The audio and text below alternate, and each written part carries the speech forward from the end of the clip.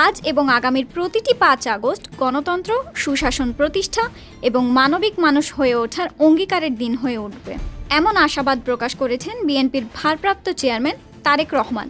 জুলাই গণ অভ্যুত্থান দিবস উপলক্ষে জাতির উদ্দেশ্যে দেওয়া ভাষণে তারেক রহমান ফ্যাসিবাদ মুক্ত ও গণতান্ত্রিক বাংলাদেশ গড়ার দৃঢ় অঙ্গীকার ব্যক্ত করেন। তার ভাষণে উঠে এসেছে ফ্যাসিবাদী শাসনের দুঃসহ চিত্র, শহীদদের আত্মত্যাগ এবং একটি ইনসাফ ভিত্তিক রাষ্ট্র গঠনের রূপরেখা।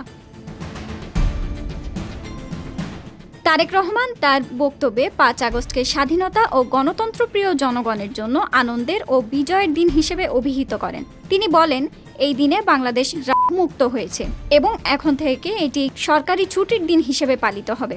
তিনি বিগত ১.৫ দশকের ফ্যাসিবাদী শাসনের তীব্র সমালোচনা করেন।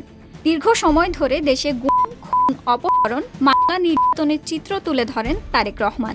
আয়নাঘর নামের গোপন বন্দিশালায় অসংখ্য মানুষকে আটকে রাখার নির্মম ঘটনাও তার বক্তব্যে উঠে আসে।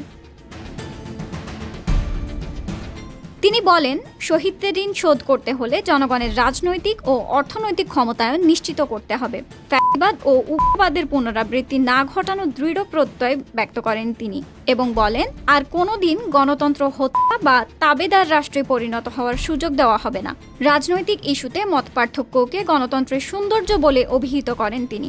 তারেক রহমান চান সব রাজনৈতিক দল যেন জনগণের আদালতে যায় এবং জনগণই চূড়ান্ত সিদ্ধান্ত নেয়। স্থানীয় সরকার থেকে জাতীয় সংসদ পর্যন্ত সব নির্বাচনে জনগণের সরাসরি ভোটে প্রতিনিধি নির্বাচনের মাধ্যমে জনগণের ক্ষমতা প্রতিষ্ঠার উপর জোর দেন তারেক রহমান। বক্তব্যের শেষে তিনি গণতন্ত্রকামী জনসাধারণকে আইন নিজের হাতে না তুলে নেওয়া, মতভেদে জড়িত না হওয়া, নারীর প্রতি সহিংসতা না করা এবং অন্যের স্বাধীনতার প্রতি শ্রদ্ধাশীল থাকার আহ্বান জানান।